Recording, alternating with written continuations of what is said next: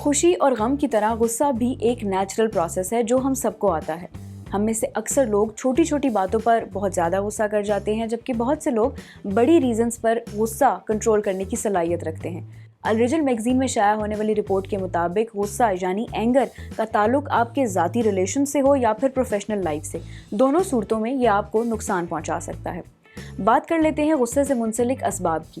ماہرین کا کہنا ہے کہ غصے پر قابو پانے والے طریقوں کے بارے میں جاننے سے پہلے ضروری ہے کہ آپ اپنے غصے سے جڑے ریزنز اور اسباب کے بارے میں معلومات اکٹھی کریں تاکہ مسئلے کو جڑ سے ختم کیا جا سکے۔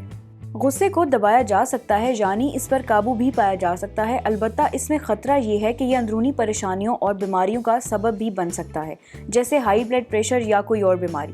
ماہرین کا کہنا ہے کہ کچھ بنیادی نصیحتوں پر عمل کر کے آپ اپنے غصے سے چھٹکارا حاصل کر سکتے ہیں۔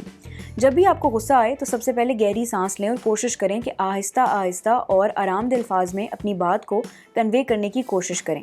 دوسری نصیحت یہ ہے کہ غصے کے دوران دوسروں کے ساتھ گفتگو کو بہتر کیا جائے۔ دوسروں پر غصہ کیوں آتا ہے اسے سمجھنے کی کوشش کریں اور پھر ان کے ساتھ اپنے مسئلے کو شیئر کریں۔ تیسری نصیحت یہ ہے کہ اپنے آس پاس کے ماحول کو تبدیل کرنے کی کوشش کریں۔ دن کے وقت کچھ ایسا ٹائم نکالیں جس میں آپ اپنے ساتھ وقت گزار سکیں، خاص طور پر ایسے لمحات جو آپ کو لگیں کہ آپ کے لیے ٹینشن کا سبب بن سکتے ہیں۔ ماہرین کے مطابق غصے پر قابو پانے کے لیے آپ کو نہ صرف بہت زیادہ وقت بلکہ مشقت بھی لگ سکتی ہے، لیکن یہ ناممکن نہیں ہے۔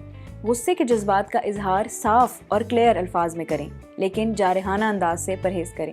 اس حوالے سے مزید جاننے کے لیے آپ وزٹ کر سکتے ہیں اردو نیوز کی ویب سائٹ پر موجود لائف سٹائل کیٹیگری کو۔ باخبر رہنے کے لیے دیکھتے رہیے urdunews.com۔